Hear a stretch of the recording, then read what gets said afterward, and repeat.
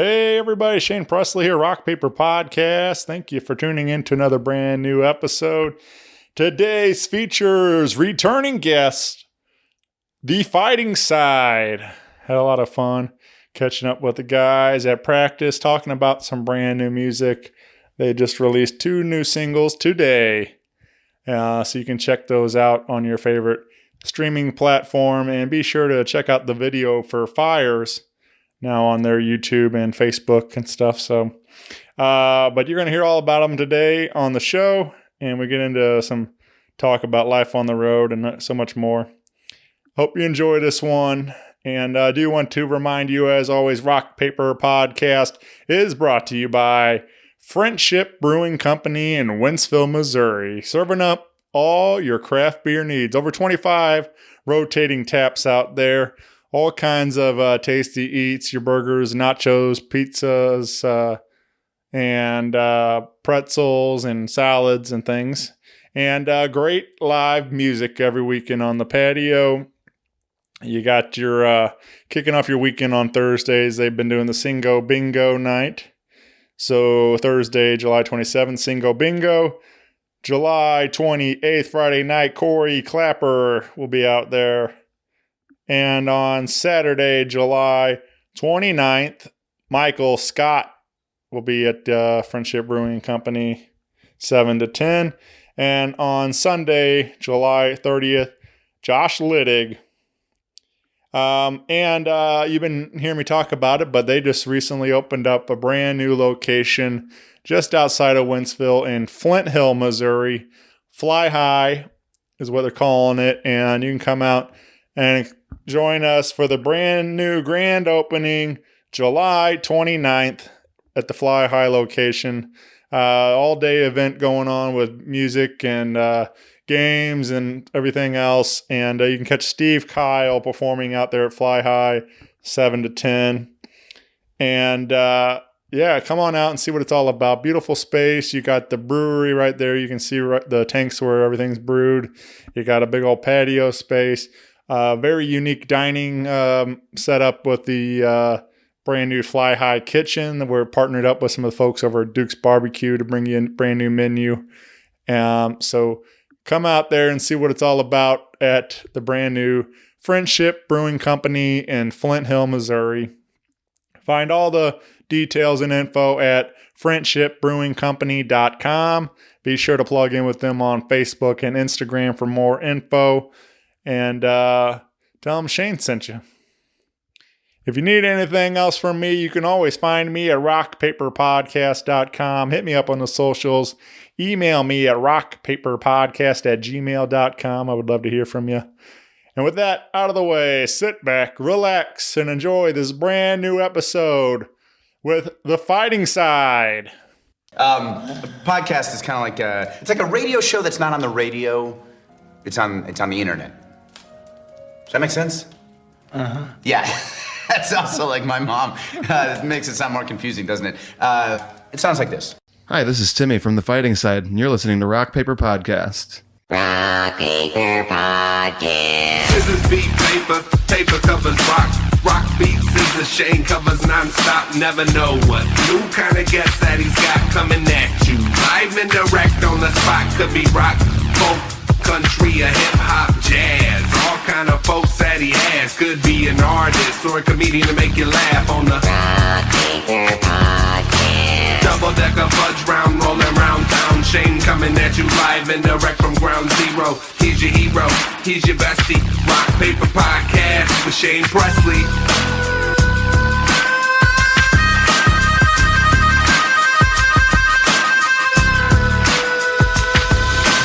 Rock Paper Podcast. Hey everybody, Shane Presley here, Rock Paper Podcast, coming to you from St. Louis, Missouri. Hanging out today with returning guest, The Fighting Side. Welcome back, guys. Hey, Shane. Hello. Hey. We got this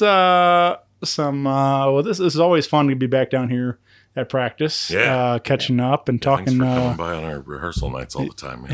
Yeah, man. I think we did one of these with some We had some linguine delivered mid pod. We did. Like, Yeah. we've had some good times down here. Big time. And talking about a lot of new music every time we come down, and that's the case again today. So I'm excited to dive into it with you guys. And Cool, man. I guess before we get rolling too far, let's go around the mics and everybody introduce themselves Yeah. for those listening. Yeah, we got a few new faces, man. I'm Brad Jackson. Seth and I started the Fighting Side damn near a decade ago, Yeah. and we're still doing it. But yeah, we got a couple. We got Dave here. David Newman on guitar, and I'm the new guy. You're kind of the new guy. I'm the new guy. I mean, yeah. I feel like you've been here a minute. I've been here so- for a little bit now. Yeah, Yeah. yeah. Still Few the new months. guy, though. Yeah. I'm not the new guy anymore. Right. You're the baby. You're the baby. I'm Seth, and I'm the old guy. I play guitar as well, and I'm the old guy. I feel like the old guy. Yeah, you look like it too. Thanks. Sorry, I didn't mean that. That was rude. God damn it.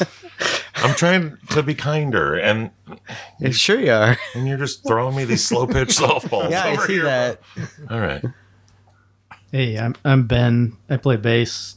Probably the oldest new guy here. Yeah. I guess you are technically the old guy. No, I think I'm the old guy. Yeah, David. Yeah, Dave's the old guy. Dave's the old guy. To me, you're all old guys. Yeah. You know that.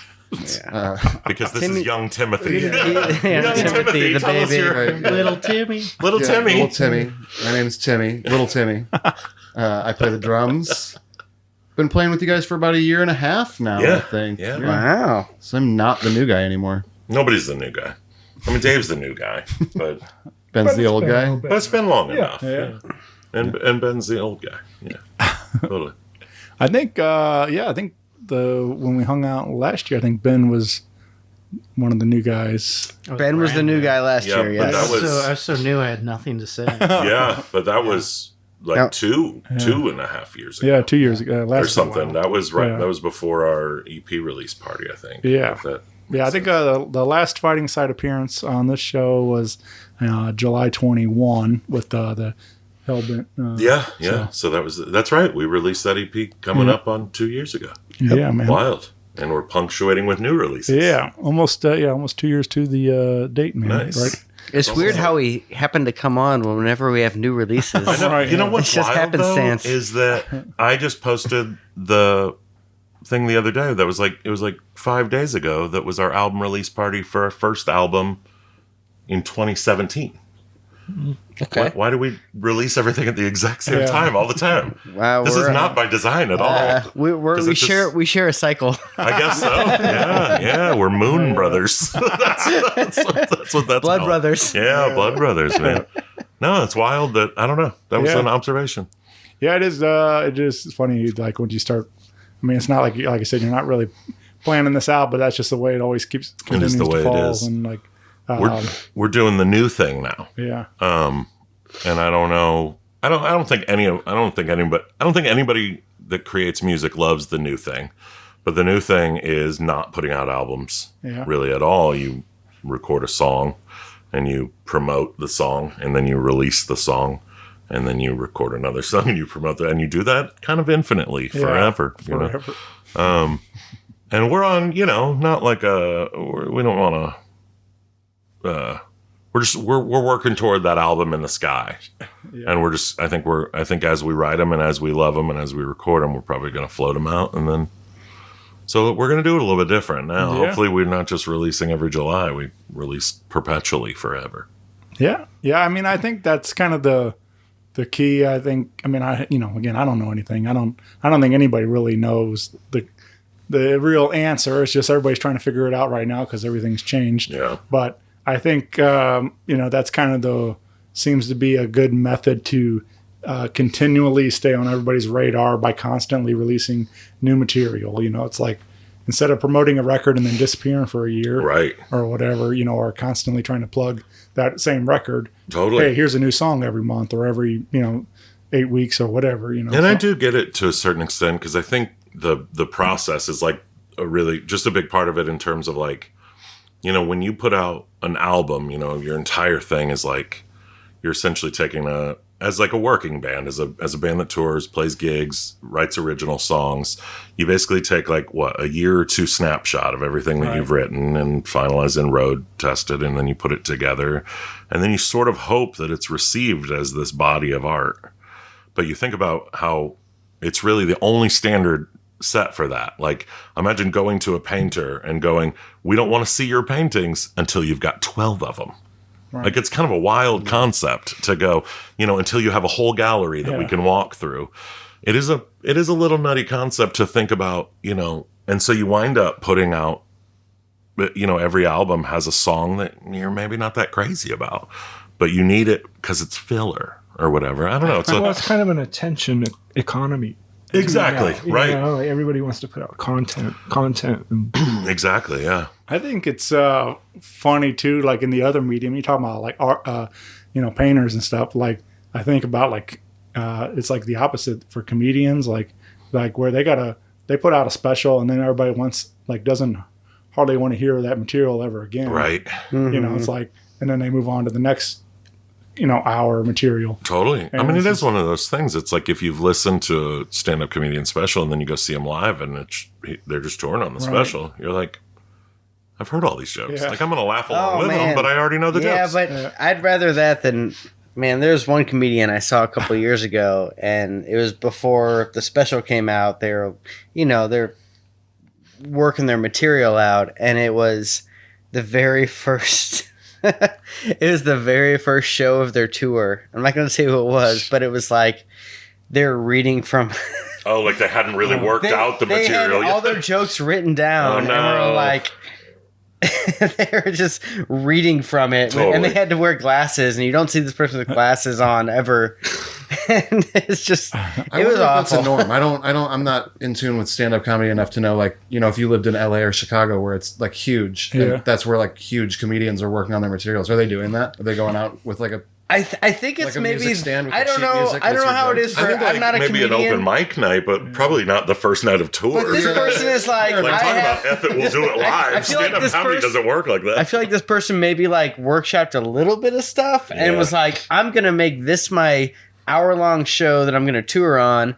And St. Louis is going to be the first place I stop. Totally. And I don't remember my jokes. I'm going to burn this one on St. Louis, and by the end of the tour, we'll film a special. But from what I've gathered about comedy, like coming up with 15 minutes of material is like almost the same ratio as like coming up with an album for a band. Totally. As far as how hard it is to do. But I don't know. Sure. Yeah. I mean, I think I'm a pretty funny guy. You do. And if see, Seth's the comedian over here, guys. See? He knows everything about comedy, and he is the comedy. I think if I had to write it all down, I could. Well, what would happen is I would write down 4 hours worth of rambling nonsense that I thought was relatively funny. Just be on a diatribe, and then probably about 5 minutes of that would be comedy. Yeah.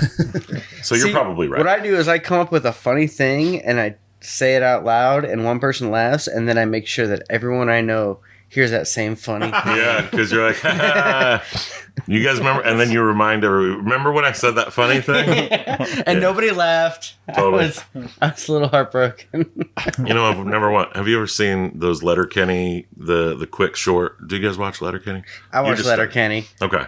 Yeah. The thing that one video that I sent you, that's my favorite joke, and I don't even know yet because I'm not into Letterkenny deep, but it's literally just when he says that he tore his nutsack open doing a skateboard trick, and then he says, I would be more concerned about seeing my seminal vesicles, and then he says, the Florida State seminal vesicles. And then they move on. They don't react at all. And then later he says, I thought it was pretty funny when I said Florida State seminal vesicles, but no one laughed. And that is hands down, because I thought it was pretty funny when he said seminal vesicles too. Yeah, I do. See, we know what's funny. I laughed. Nobody else does. I laughed at Wayne. Yeah. You guys are the only two funny people. Is that what's going on? I think so. I get it. That's what's been going on. That's why we call him Dry Timmy. We call him Dry Timmy. It was Young Timmy like 5 minutes ago. Young Dry Timmy. Young Dry Timmy, Ben Shapiro's wife, Kendrick. It's just Dry Timmy. Yep. Well, we It was a Ben joke. So Benji.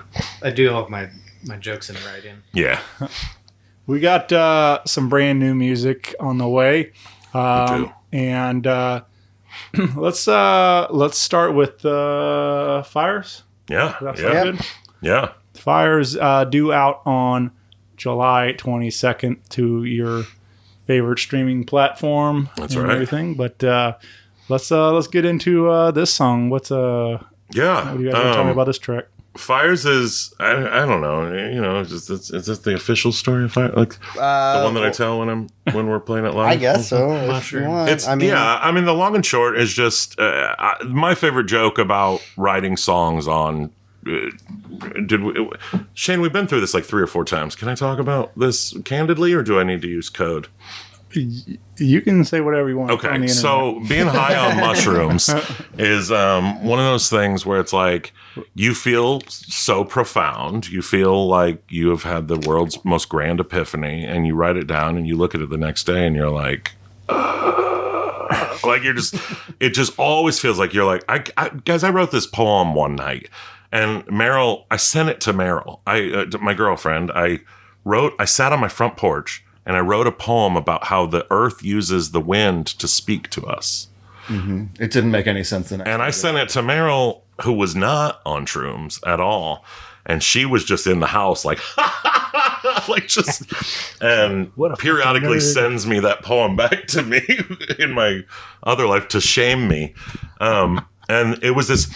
Good girl. Yeah, I know. Yeah, it's pretty much perfect. But in this specific story, I was very new to mushrooms in general, and we had eaten them with groups of people several times, and I was so dead set on the we went on this camping trip, and the stars were the most beautiful stars you've ever seen. It was just a good night for it anyway, and everything was perfect. The vibes were perfect. Everything was wonderful. And then we went home, and I immediately got it in my head. I want to do that exact same trip again, but I want to go totally by myself with no other people. I just want to do this.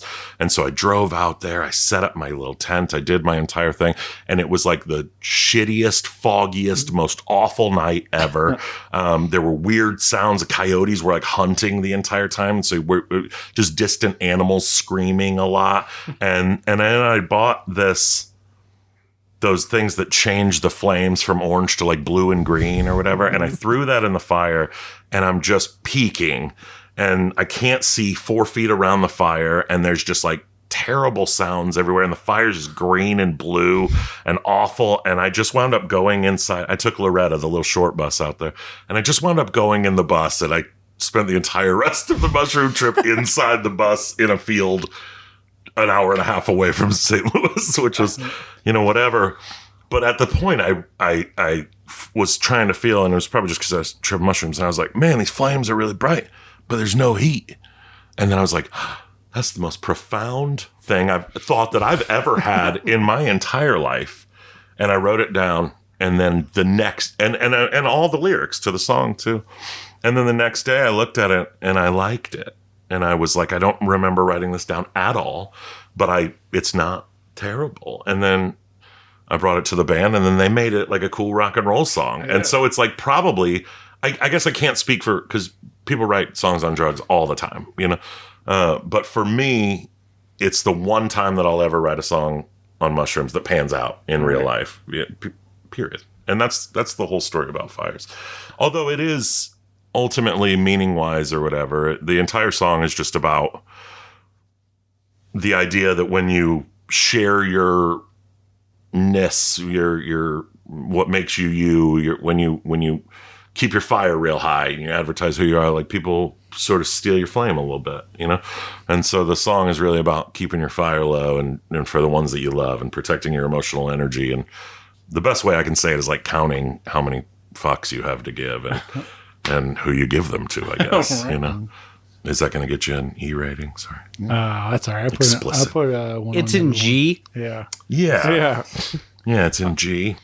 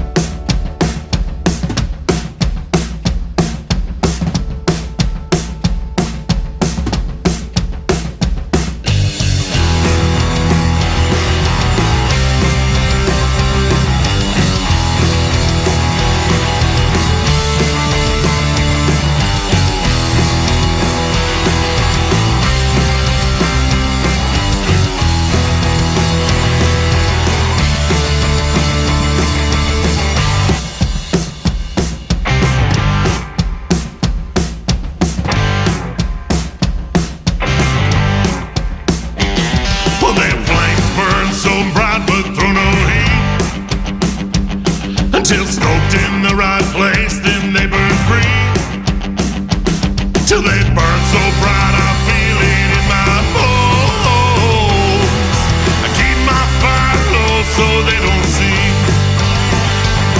Well, the strongest of the flames just burn for broke, and the moths that seek it out will make you choke. They got fires inside their guts that no one knows, but who's got time for cold ones blowing smoke? So I'll keep it in my pocket till the stars they come unglued, and I need you like a person needs a name. Come hell or high or water, got a willing on the creek, don't rise. I need you like the blood inside my veins.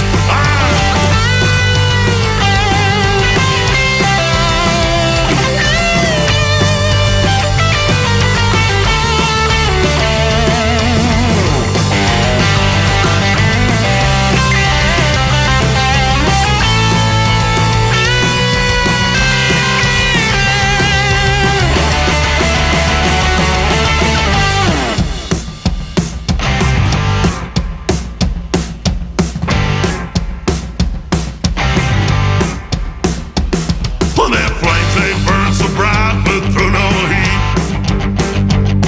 Till scoped in the right place, then they burn free. Till they burn so bright, I feel it in my bones. Keep my fire low so they don't see, and I keep it in my pocket till the stars they come unglued. And I need you like a person needs a name. Come hell or high or water, got a willing on the creek, don't rise. I need you like the blood inside my veins. Come hell or high or water, got a willing on the creek, don't rise. I need you like the blood inside my veins.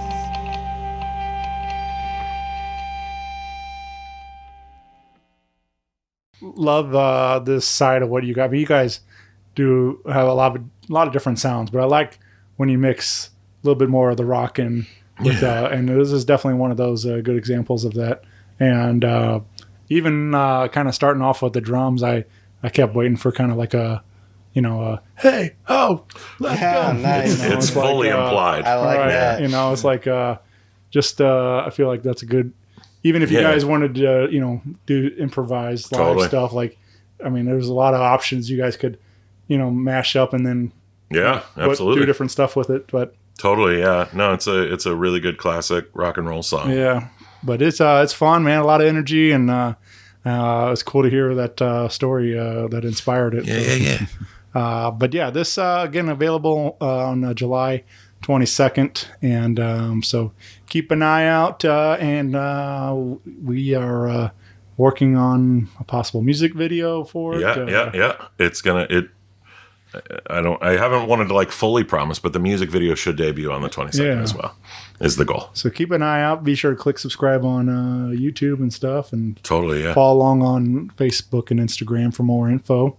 But you guys are gearing up to hit the road to celebrate these songs coming out and share them with some friends around the country. So you guys want to talk about this a little bit? Yeah, I think we're going down to Tulsa in a couple weeks. Yeah. For a few shows. Yeah. Yeah. Yeah, a few shows in Tulsa, maybe another stop. Yeah. So the can I talk about Bobby for a second? Yeah, Do you want to talk about Bobby? we love Do you want me Bobby. to talk I was about- great. I know. A good friend of ours, Bobby Orcutt, Bobby Dean in Tulsa is our has created Low Road. I don't honestly. Low Road booking and management kind of thing. It might be Low Road artist management. It might be Artist Solutions. It might be something cool like that. But it's Low Road, and it's a booking and management firm. And we were super happy to be signing Bobby on as our manager and agent in all forms and stuff. So with that, we have like an entire reimagined life plan where we're just getting out more and doing more stuff and playing hopefully bigger festivals and a lot more things where we can really meet a lot of new people kind of thing or whatever. So the big plan is on Friday night, the 21st, we're going to Tulsa to play at Low Road headquarters. And we're going to do like a big Fires launch party. The entire thing is it's a Fires release party, but it's also Bobby and I's like his birthday is a couple days after mine, so it's our joint birthday party. Right. And weed is like super all kinds of legal there, like it is here, and so we're gonna have a joint birthday party sponsored by Fires. See what I'm saying? It's all Fires and joint, and and so we're gonna get really high at Low Road headquarters. And release these music. They're going to be doing live T-shirt printings there, and I'm not thinking anybody's. If you can get to Tulsa, get to Tulsa. This is going to come out that day, right? Tonight. Yeah. Get to Tulsa tonight. Get to Tulsa tonight. Hurry up. The party's in Tulsa this evening. It's probably going to be really temperate down there. It's going to be a little warm. Dress cool for the road trip to Tulsa tonight. But yeah, that's the entire plan. And then Saturday, we have another show in Tulsa, and we're doing just kind of making a little weekender out of it. Nice. It's going to be good, yeah. Hell yeah. But we're stoked to get down to... Tulsa? To get to Tulsa. To the headquarters. To visit our friends, you know? You're going to be living on Tulsa time. Yeah. Ben, you remember when we went to Tulsa last? You remember how they greeted us in Tulsa? Bobby? Yeah, you remember? Oh, yes. Yeah. Yeah. Yeah. Timmy, were you there? Of joint, Cross joint? Cross joint. Yeah. Cross joint. And do you remember specifically what he said? He was like, the fighting side was coming. I had to get a cross joint. So I went to get a cross joint, and it destroyed me. Yeah, totally. I spend some time on the bus. I think you spent some time on the swing first. I did swing for a while. Yeah, you did do some swinging. Yeah. Mm-hmm. I just love the idea that there's anybody in the world that's like, oh, the fighting side's coming. Get a cross joint. I don't know why that just... I want to be synonymous with cross joints everywhere we go. That's a bumper sticker right there, man. Totally. Yeah, absolutely.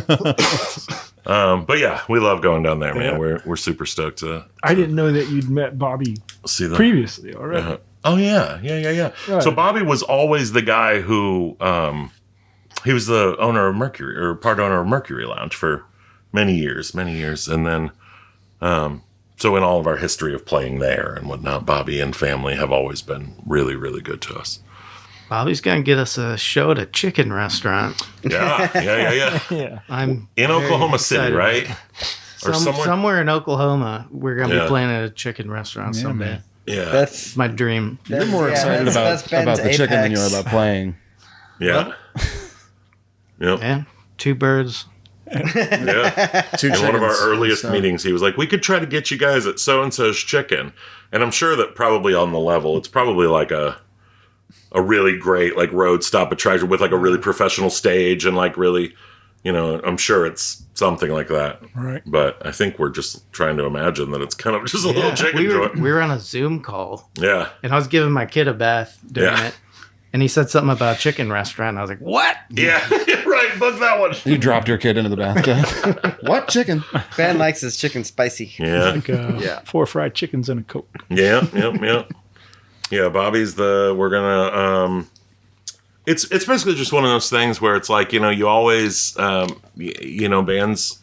we've been DIY for the better part of a decade. And when you can get, it's always really hard to like, anytime that you want to hire a manager or an agency or whatever, you're essentially like kind of taking your sort of vision of what you've been doing for a long time and putting it in somebody else's hands. And the thing, it's not like that at all in this case, which is just like, it's a collaborative effort with like somebody that gets it, that knows what we're trying to do. And I don't know. It's going to be a cool thing, man. I'm really excited about where they're going. And, excuse me. It's okay, buddy. You okay? Ben just said, I'm choking on nothing. Cross joint over there. Seth just choked on. Did you just light a cross joint? No. It's all right. But anyway, yeah, we're super excited about the whole Low Road thing, man. It's a. I know we've talked in the past about your guys. You guys do get out there and try to do some weekends and some road trips, touring and stuff. And I always like to kind of get your guys' take on some snacks. I know we went into kind of a deep dive on Buc-ee's at one time, I think. Oh yeah. And I have a Buc-ee's story. All right. It's not really a great story, so you're gonna have to listen. Is this to the it. story of the time you shit yourself at Buc-ee's? No. Oh, okay. Oh, not that one? Oh, okay, go ahead. What the? Well, now we need to hear that one, I guess. And no, it's fine. Never It's fine. shit myself at Yeah, Buc-ee's. he has never shit himself at a Buc-ee's, guys. It's never Wink, happened. wink. It's never You happened. can quote Tell your him on others. that. No, I was just recently on a road trip. I was down in North Carolina, visiting friends, and I told my girlfriend about Buc-ee's and how it's this crazy ass thing. And the only time I had been to Buc-ee's is on like band trips, and we usually roll in like in the middle of the night or something, and it's like just this vast.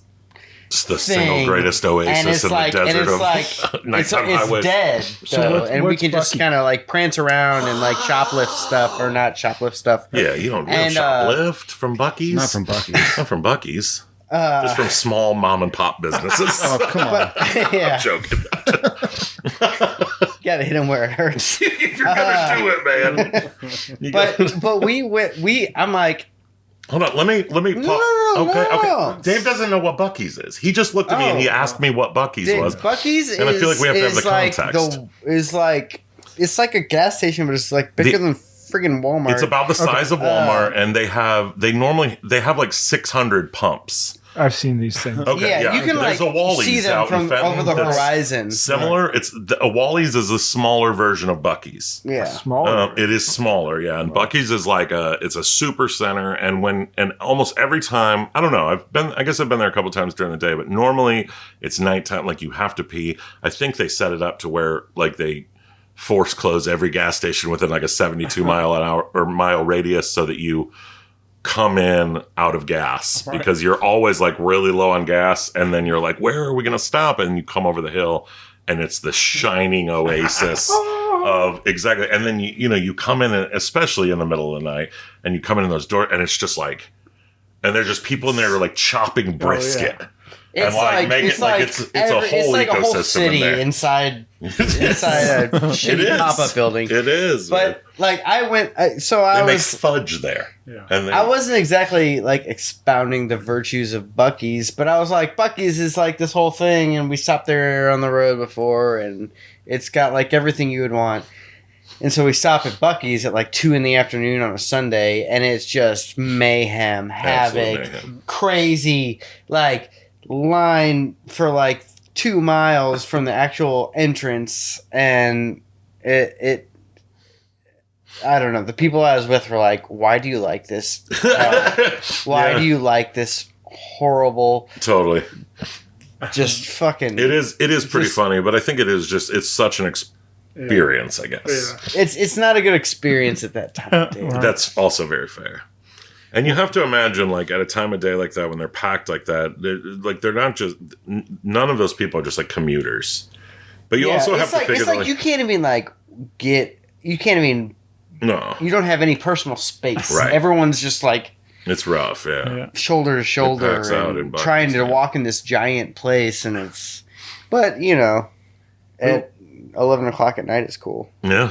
We went to I can't remember the town now, but went to this like big ATV park down towards like I think it's like Knoxville Yeah. or somewhere out around there.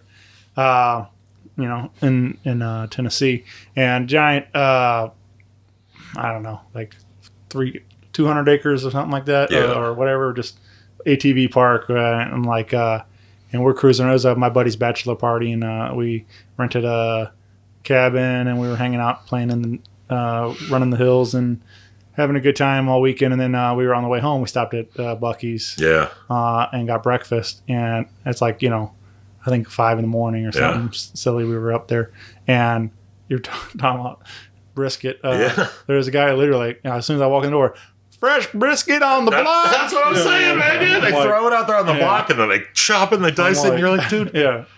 it's the middle of the night. Yeah. You know what I mean? Like, I just like that. That's like heaven right there. If you walk into a place at 5 o'clock and they got fresh brisket, I mean, I'm here for it. How could you refuse? Yeah. I know. The best thing though is beaver nuggets. No. And the most poorly named product. Big corn pops. Well, listen, they're fried corn puffs. It's like a whole thing or whatever. But I think you literally just take corn and you just throw it in like super hot oil, right? Because it's not popcorn; it's like fried. But it is like, corn. It's puffed corn. I don't know. That's is what they call it. Thing. And I know people in Texas that make it, and they're like, I make my puffed corn just like Buc-ee's. Just like Buc-ee's beaver set nuggets. the standard? They did. Beaver nuggets is like the standard. Okay. And I'm sure they like killed or purchased the recipe from a sweet old woman. They might not have killed her. They might have just purchased it. Is Buc-ee's like I've been to Wally's. I've never been to Buc-ee's. But when So you walk into Wally Wally's, is a knockoff of Bucky in literally every capacity. Okay. Well, it's What is Wally? It's like Twilight Zone though. Like you walk in and everybody's so Wally is a happy. moose, isn't he? Is Wally a Or am I moose? just thinking of? It's definitely like another woodland animal for sure. Like, and then their entire thing is they have like a whole lineup of like woodland creatures. Like Bucky. Is that? Are you thinking of Family Vacation? Yeah, I think I'm. Is it the theme park? Yeah, the moose down front. Is Wally not a moose in the gas station? Wally iteration? from the gas station is a woodland creature, but I don't know what he is. I just know he's a woodland creature. Yeah, I remember. Call being in there. if you know. Yeah. But on the topic of snacks. Yeah, we've got. Yes. So ever since I've been playing with you guys, Yep.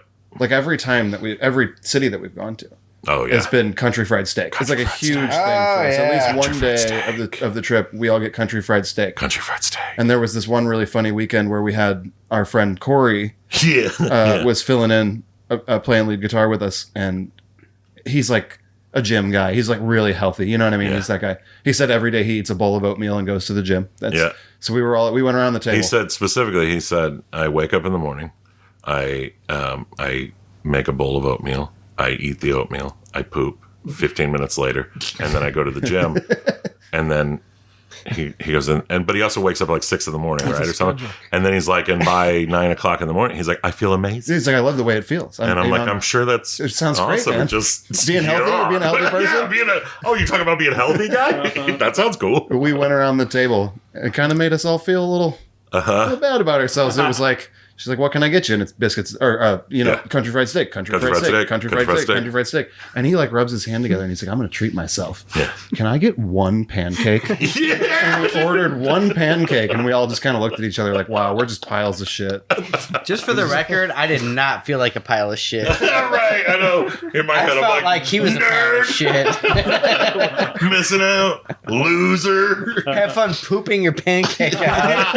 I'm good to go for the rest of the trip. I'm not gonna poop in days, sucker. Now I'm starting to figure out that Bucky story. Oh yeah, yeah. That's where Seth comes from for sure. Okay, so one of our biggest things, especially within the last couple of years, is that if you're going out south and if you're going out west, there's a Lambert's in either direction. Oh, Lambert's. And we are throwed roll gang for days, dude. Like Brad loves mac and tomatoes. oh Even yeah, though their actual yeah. food sucks. I could talk for ages about macaroni and tomatoes. For sure, no, listen, man. I'm not trying to make this a public thing, Lambert's. But what is with the fucking mac and tomatoes, man? It's fried. They have fried okra. They have potatoes and onions. They're salty. Wait a second. Potatoes and onions. Just make it mac and cheese, Hey, man. slow your roll, Bradley. Nobody knows what you're talking about. Okay, when you go to Lambert's, if you don't know, Pass around. Yeah, you order the food, but people probably know. And if you don't know, come on, man. Google it. Yeah, Google it. But you go to Lambert's, you order an entree, and then once you've ordered your entree, they throw rolls at you and they bring what's called pass-arounds. And it's just bowls full of stuff that they'll just scoop onto a napkin in front of you. They don't even care. I mean, for real, they don't care. They'll put it. How you take it? It's exactly. like you got to put lay a out your napkin paper on the towel table. or whatever, and then they come through with just like spoonfuls of like sorghum and just put it all. It's whatever. And the pass-arounds are black-eyed peas, which is the only one that's like even a little questionable because the rest of them are super dope or whatever. And black-eyed peas rule. I love black-eyed peas. And so it's black-eyed peas, it's potatoes and onions, which is like hands down the best ever. They're and it's so like good. greasy and dense. It's like just good. A little whatever. too salty sometimes. A little too salty. But then fried okra, Yeah. and then the rolls, and then macaroni and tomatoes. Unseasoned macaroni. Unseasoned. It's just a bowl Boiled full noodles. of boiled noodles with tomatoes mixed in. Like, and it is Bot's tomato dice. It makes Like, no dude, sense. tomatoes. And we have this entire theory that the macaroni and tomatoes person is like the person who's either about to get fired or was just hired. Like you have to work because Well, I had a theory that it was their best person because they need have to get to the sell best more guy to mac sell and that tomatoes, mac yeah. and tomatoes. But to me, it's just like a given that like the owner's kid. yeah, or something maybe, yeah. We're putting you on mac and tomatoes today. But to nobody's me, it's just going to like want it. fried okra guy come. Yeah, don't worry, nobody's getting any. You know what I mean? Like you come like fried okra. Ooh, you know, He's like, gotta see roll everything. it. You're like throw it at me across the restaurant. Macaroni and tomatoes. You're like get the fuck out of my face, dude. Like where'd you come from? What you said to the poor girl when she goes mac and tomatoes, and you go, yeah, I would love some mac and tomatoes. You're so good at your job. Did you say mac and tomatoes? So I'm Yes, controlling the mac and please. tomatoes person. Poor every girl is like time. a 14-year-old, first job. It's like She's this guy like, clearly loves mac and tomatoes. I would That's love why some it's mac and still there, man. Because there was that one time that people guy, are eating it. You're ironically. complaining about it, but you're perpetuating it. they were like, there was that one time where I asked that guy, and remember he like Flint, like we can't get rid of it. That was the day that they were thinking about it too. Like, oh man, this guy loves it. Oh my god! But also, Shane, we upgraded buses. Yeah. And so I want to say that the last time we were on the show, we had we purchased the big bus yet? Because I remember we had just done that little tour. I don't think so. We met Aspen. There was that whole tour, and we were still in the small We were bus at definitely that in time. the small Yeah, bus. and so after that, we went from our 20 feet of little tour bus to 42 feet of tour bus, and so we're in Loretta 2 now. More And Loretta bus, 2 more is bus. a sexy babe. She's beautiful. The very back of Loretta 2 is our gear storage. Right in front of that is our bunks where we can sleep on the road. Right in front of that is our kitchen equipped with refrigerator. And the reason why I bring that up is because Well, you gotta put the chicken fried steak somewhere. well, you have to, yes. But the refrigerator Put it there and then has leave it changed there. our and, snack game completely. Smell it the next time we go out on the road. It takes a small time touring band like us, and it gives us the ability to go grocery shopping before a tour, and that is the most game changing shit. Yeah. Instead of like running through Taco Bell, we can just make a sandwich, and it rules, dude. Yeah. It rules. Yeah, it rules. Seth, what do you normally bring? You normally bring a bag full of. I don't eat gas station food. That's for sure because I can't. Yeah. We're probably going to stay away from Subways from now on. Oh yeah. Oh yeah. I usually just Dave in bring his first run. makings for sandwiches. You know. That's when we knew you what were I for love. us. By the way, I don't know if you know. my first tour with these guys. Yeah, if you won't call it, that's fine. I got violently ill. Yep. It was we were just leaving town. It was our first stop. And I got a sandwich from Subway, and I got violently ill, like food poisoning or something. And he played the set And he played the set. with his back up against Yeah, Zach leaned against the I had wall to the lean whole against the time. wall all I the think he time might have been because hallucinating. I was severely dehydrated, and It was like the first show was not out too, feeling when we well. were in Yeah. Arkansas. You know what I mean? It was amazing. I mean, not amazing. It was a horrible experience for you. horrible We also experience, yeah. immediately after he got sick, we made it about another hour down the road, and then we blew a tire. yeah, And it was one of like the interior tires on our dualies or whatever, and so it like blew the other tire, and so we had to replace two of them, and we're in the absolute middle of nowhere, and we're calling everybody, and we find these two Meth heads. people. Yeah, they were meth heads. I was going to say people of drugs. I was going to say people of questionable, whatever, but they were absolutely methy, and they come on the step up on the bus, and they're like, "Here's the deal, man. It's going to be this," and I was like, "Absolutely not. It's going to be a fraction of what you just said." And luckily, they were like, "Okay," so ran down the road, and I think they maybe stole them off of another bus and then came and possible. threw them on ours or whatever, which was fine. I think you confused him. Like you just fast talk. You were like, "We're going to give you our shredded tires totally, in exchange for 2 new ones, and we'll pay you a couple bucks." And he was like, it was kind of like he was Okay. like, "You said we'd get some money, though, right?" It was I don't know. It was wild, yeah. And this whole time that this is going on, and then they have a buddy come. Do you remember that guy's teeth? You remember that guy that showed up and he had perfect veneers? Yeah. His skin looked like he'd worked in the sun every day of his life for his entire life. He was so weathered, but he was has so weathered, but he had veneers. perfect veneers. It was wild. I haven't been able to watch And he like stood any there. actor in a movie since. Yeah, he stood there and he I just watched think about them. those veneers. He came to help. He told me he came to help, and all he did was stand there and watch He him did, the entire yeah. time. He said they called him to come help. Yeah, they were going to give him a couple bucks, And so they just they hammered on those bus wheels for like. It was like an hour and a half that it took them because they were having a hard time getting the old one off. Or I all feel kinds like of it was longer than stuff. Well, in the entire time, Well, you were dying. Dave at the time, is too. dealing with this food poisoning. I puked over every square I know, inch of that. I know. We drove by that gas We station did, again, yeah. and I There were looked little at patches it. of flowers all over the place. It was traumatizing to see that place again. Yeah. And but Dave played the show that night and then didn't quit the band the next day. And so we were like, he's in. He's ours. Yeah. Passed the test. Yeah, that would have been the time, man. That would have been the time to be like, this is not for me, guys. That was a tough trip. Shane, do you eat? Can I ask you a question? Sure. Do you eat hard-boiled eggs from the gas station? I don't think I've ever had one. Would you? Like Quick Trip. Quick Trip has prepackaged hard-boiled eggs in their little. I mean, I'm sure it's not any worse than the other shit I eat at QT. Probably true. So I mean, It's fair. but I mean, it's not my go-to option. Totally. There, so, but Dave, I'm not above it. gas station hard-boiled eggs. You know, if it was sealed in plastic, like it was Sure. packaged. Yeah. What if it's just in a jar full No, of like juice? yeah, that was the thing. When he first mentioned gas station, That was the one that hard-boiled Timmy got. Those quail eggs. Well, I sorry, think the ones whale? that Those were started the whole rift because everybody had a different Pickled opinion, eggs in a jar. They were like in like a plastic, like a clear Solo cup. Oh yeah, with like a it's little lid on it. It's the cup, like the gas with station like a made piece of the tape eggs. that was like Oh hard-boiled yeah, I egg. don't know. I don't know yeah. if that would be sealed enough. For I mean, it'd mine. have like a freshness tag on it. I have you know? no qualms. I will Yeah. eat those eggs. I know. I did eat those eggs. Yeah, and you were fine. I was totally fine. It was the Subway sandwich. It was the Subway, and then it was the Subway sandwich that got Dave. Gas station hard-boiled eggs, Seth.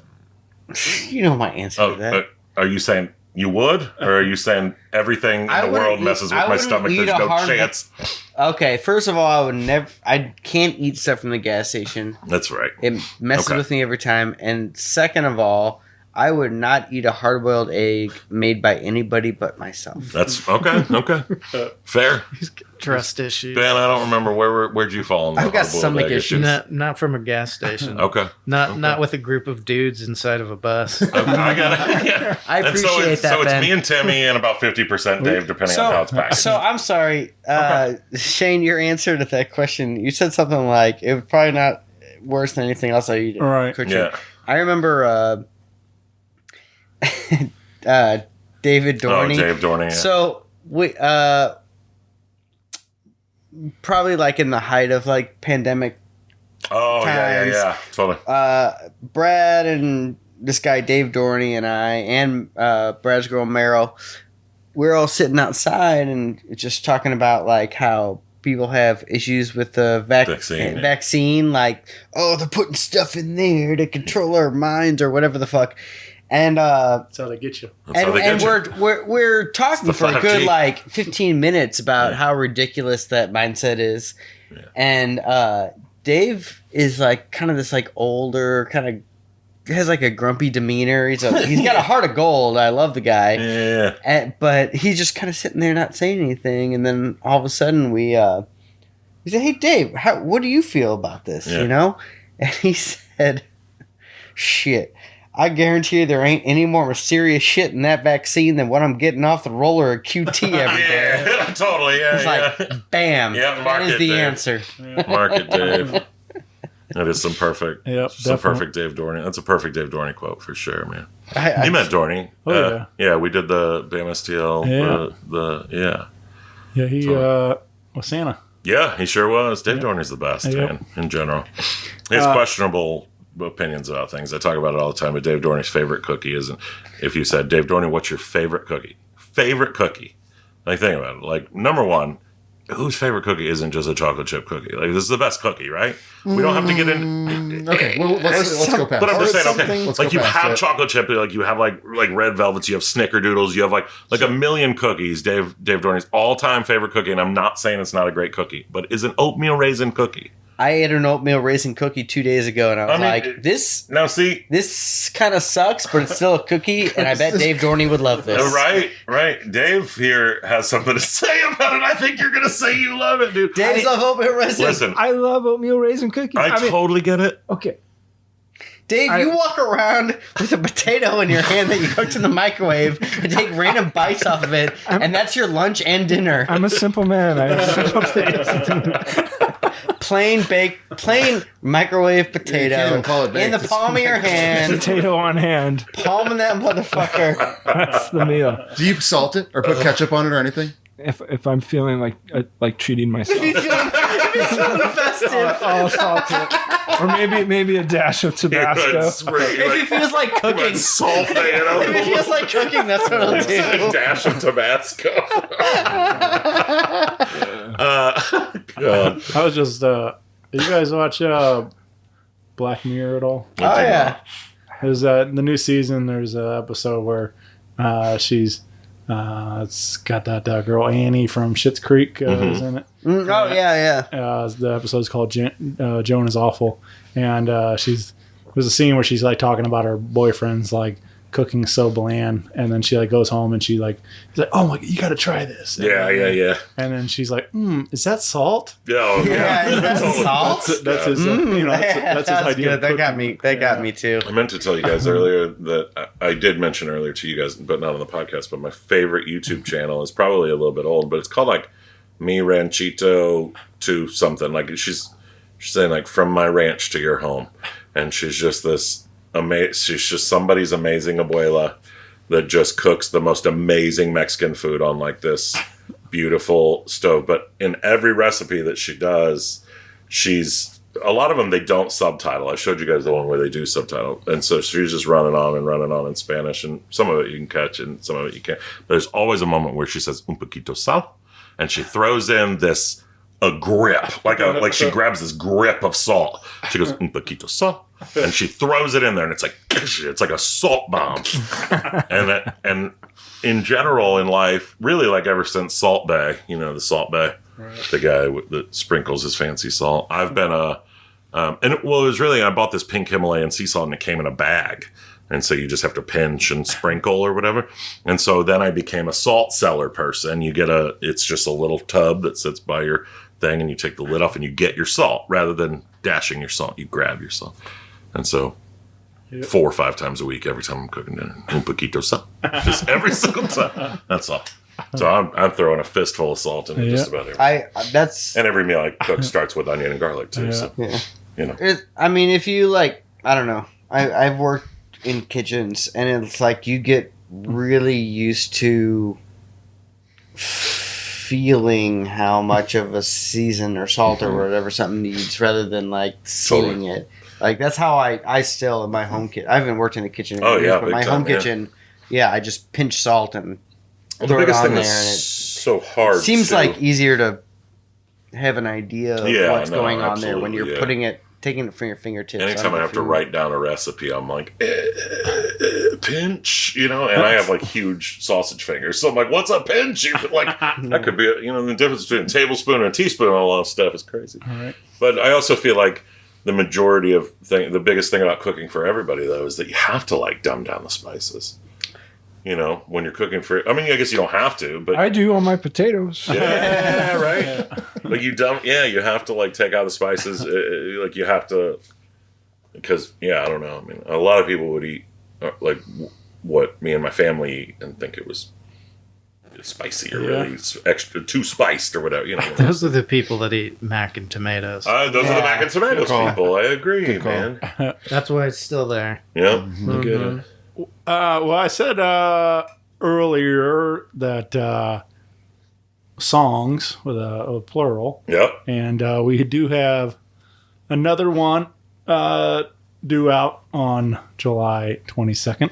And but if you've been following along with the fighting side, this may be an old favorite. This is but reimagined. Yeah. Yeah. This was a birthday present for Seth, and I only said that because I forgot to get Seth a birthday present, and then we were at the studio recutting this song, which is something that he'd wanted to do for a long time, and I was like, Seth, this is your birthday present. But it's your song, buddy. You want to? The song is called "Help Myself." It was previously released on our first album, Soggy Afternoon. For various reasons, I was not really happy with how it turned out on the album. We're very collaborative as a band, and this is one of the very few songs where like I came to the band with this song written, and it was a vision and all that. And I don't know. I'm really happy with the fact that we redid it, and it completely is what I had in my head when I wrote this song several years ago now. Yeah. And everyone just kind of kicked ass on it. When we originally cut our first record, we did it in a day, like in like an afternoon. We just did song to song to song. And for whatever reason, this was the song that we did last. It was the one that we recorded last. I remember my voice was even a little shot. I had to go back in the next day and do vocals just for that song. Yeah. And it was just like we were out of stamina, I guess, or whatever. And so I feel like it's always been a vibey song, but we kind of phoned it in on that record, I guess. A little bit. But we were kind of like, we did it. Our time's done. That we're out of time. Whatever. And so, I think for years, Seth really wished that we had done it better justice. Yeah. I mean, I think we nailed it. I love the song when it first came. I mean, I like the lyrics a lot and stuff, but I do hearing now the reimagined, updated version of the song. It's beautiful, man. It sounds incredible.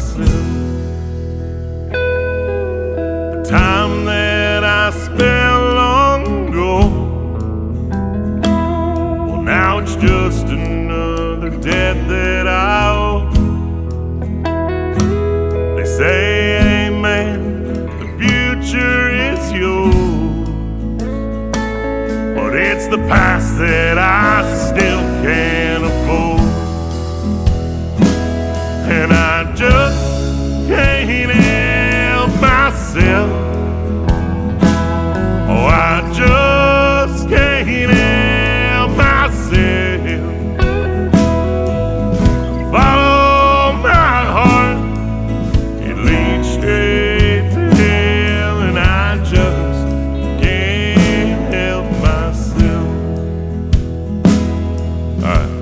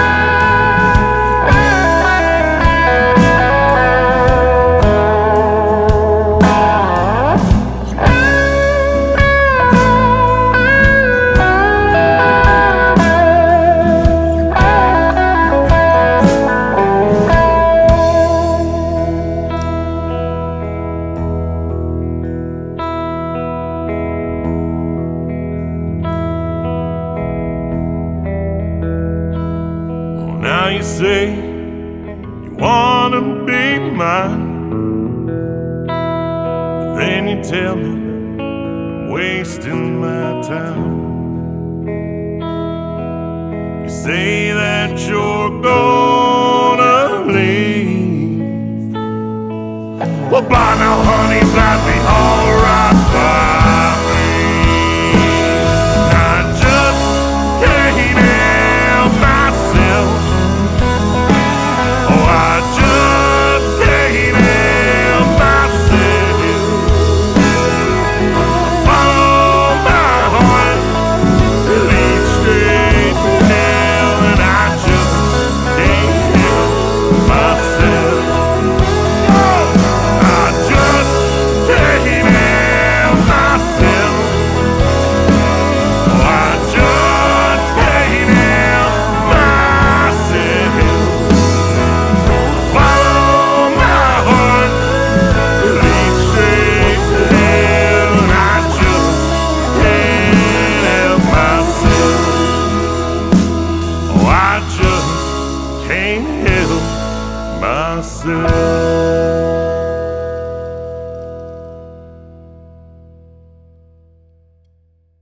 Recently, just the other night, I was watching there's a new Wham Oh, yeah. documentary on Yeah. Netflix, and there's a part where George Michael's talking about recording Careless Whisper, Yeah. and I guess they originally had like a demo of the song, and they were like pitching it to record label stuff, and they were like, "This sucks, get out of here." And he believed in the song and like held on to it. Sure. They went and tried to record it, and with some like big producers, like some guy, I can't remember his name now, but he, recorded like Ray Charles and Aretha Franklin and all this stuff, and so he had like the best people involved, and they still couldn't get what he heard this song is supposed to sound like. Yeah. And so ultimately he scrapped what he recorded with them. Sure. And he went and recorded it himself, self-produced this track. Yeah. He went through a couple different horn saxophone players to come in and play the part. And then this guy come in and nailed it the way he heard it. It's awesome. So eventually that's what we have now is what we know of. But it's like, just proven to what Seth's talking about. This is, he has a vision for what this song needs to be, and not satisfied that. until it's there. That's the way, man. Sometimes they keep you up at night. Right. They really do. Sometimes you just like that was like with Hymns on the last track was one of the only ones that I've ever come to the band. Like I know what this sounds like in my head. Yeah. And then I'm also the furthest thing from a classically trained musician, like the furthest thing. I'm the furthest thing from a non-classically trained musician. And so when I'm like, I'm telling you that the guitar needs to go, and the drums need to go, and that's how I'm trying to explain this to a room full of people. And I'm like, really, please make this happen, and having a hard time with the converted, but it can keep you up at night. I will say Harbor Studios was very integral. Totally, yeah. In making So, the song sound how it did. Yeah. Tyler, Tyler Armstrong from Feel? Yeah. So, friends with him on Facebook or whatever, and he posted a few videos of this studio that it was kind of a joint effort with this guy Nick, and it's out there on Nick's property, and it's essentially a garage. And I think we were going out there to record, and Dave was like, man, there's a lot of really great studios in St. Louis. He's like, do we have to drive all the way out to Alton to record in somebody's garage? Well, you can hit like 3 with a rock from here, and I'm like, why are we going? Yeah, but they grumpy. no, I know, but you get in there. We went there for the magic, Dave. They have an amazing vibe set up in there, and Nick is a killer producer. Yeah. He got what we were. He understood immediately. He barely said a word. He sent us the first mix, and he had thrown a couple layers and some background vocals into it. And did we revise? I don't. No, we did. We had him take the backup vocals off of that first Just thing, a little bit. But we controlled. But literally, like we were like, knock that off of that part, and it's which almost never happened. I mean, he nailed the mix so perfectly, and the room had the exact, like when I say, like when we play the song, I like to turn the light. I like it just to be a little vibey. It's just. Yeah. You know, and that place just had that, and it was the perfect room. Yeah, I was skeptical, but all of my fears were yeah. They did a great job. They're really nice, and it was a killer experience, man. Just in general with these two songs, because we cut Fires over at Kalinga, which is the old Smith Lee with Ryan Torpia, and that was, you know, just it was such a trip to go, you know, from such like an established, you know. You know, Smith Lee was a big deal or whatever, and so between the two, you know, like high end pro level studio, sick garage party, DIY. Yeah, I mean, we did both things, and we got being two great DIY though. products. That garage had some of like the greatest musical instruments. Oh yeah, so yeah. That's the other thing is that Tyler's got all that gear. He's always put posting so much about his into that gear. place. Yeah, and then Nick's doing. I mean, it's all just. They're doing a lot of construction and they're doing it all themselves, but it just, man, it's a really cool spot out there. And we have another date with them late August, I think, or something. Nice. So I think as long as they're doing it, we'll go out there and cut with them every now and then, man. It's just a really cool spot very low pressure. Yeah. I mean, I think that's one of the more important parts. I mean, like obviously gear and product are always all very important things, but the hang and everything else that goes with it, like is like super important. You know, just finding good people you can connect with like that, and like totally you can hang out for a couple of hours with, and like yeah. I also I like you know, we cut our first record at Gaslight, and we cut the second record at Fat Buddha, and now we've cut at Kalinga, and we've cut at Harbor, and we have a date on the books with Red Pill, which is who does all the Sunvolt stuff, and Jacob Dietering, and then Brad Sarno works with them a lot and stuff. So, you know, that's some of our next releases that we have going on. And I'm super stoked to get in there and see that studio. We've talked about recording at Sawhorse, and I just like seeing what everybody's got and finding kind of the, you know what I mean? Like where, you know, we're dating around. We're dating around. That's it. We're just dating around, and I don't think we're the marriage type. I think, you know, if we want to, I think we might be like I got a spot in Memphis and a spot in Chicago and a spot at home in St. Louis. We're swiping right all over the place. Yeah, that's what I'm saying. I think we just left. I don't know. You know, it's funny that it's called Harbor because like any port in a storm. You know what I mean? You know. Sorry. I'm sorry. Nailed it. Yeah, thanks. Thanks. I told you guys I was really funny. I said that at the beginning of this. That's what's called a callback. See what I'm saying? Stand-up comedy. Is that what it's called? Is that called a callback? It's whatever. You know what? Shut up, Seth. Well, this I'm not doing anything. we're getting plugged in with the fighting side on your socials, and please. Hopefully coming to a town near you this year. And like I said, we got all the back catalog up on there, and you can get a physical, I'm sure, at the shows. Yeah. Else. So we got we got runs a little bit of everywhere. We're heading to Tulsa. We're in Arkansas. We're going to Memphis and Chicago and Milwaukee and Little Rock. Hopefully all by the end of the year. We wanted to do some Iowa.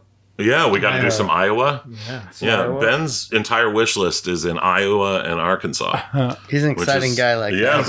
real exciting. Fried guy. chicken, Yeah, Arkansas. That's it. He's like, Iowa. can we put the chicken joint in Oklahoma? Easy to please. Anywhere in Arkansas or Iowa, and I'm happy. Yeah, But by all means, if anybody's listening and you want us to come to your town, yeah, totally, man. hang So Especially if you own a chicken shack. especially to your if you chicken own a restaurant. joint, man, for right. sure. But probably our next year, 2024, is we're super focused on festivals. Yeah. We just want to play festivals all year 2024, and that's a big part of what the new management move has going for us and stuff. And so that's like, it's just access. And so hopefully you'll see us in a lot more towns and doing bigger, better things all the time. So Yeah. thanks for hanging. Yeah, man, absolutely. I always fun to catch up with you guys and talking about new music and stuff. So thank you for sharing with me, and thanks for having me out. And hopefully we can do this again soon. Cool. Thank you, Shane. Thanks, Shane. All right, thanks, guys. Bye. Bye, everyone. Bye now.